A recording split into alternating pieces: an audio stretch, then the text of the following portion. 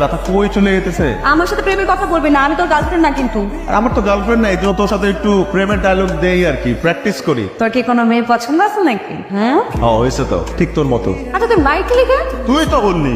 আমি আমার কারে কি বললাম? তুই না বললি মারধর না করতে।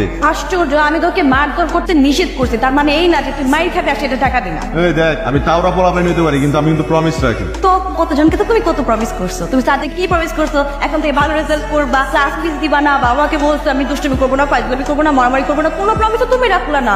কিন্তু তোর প্রমিস তো রাখছি। কেন রাখছিস আমার প্রমিস? কারণ তোর আমার ভালো লাগে, পছন্দ হয়েছে তোকে আমার।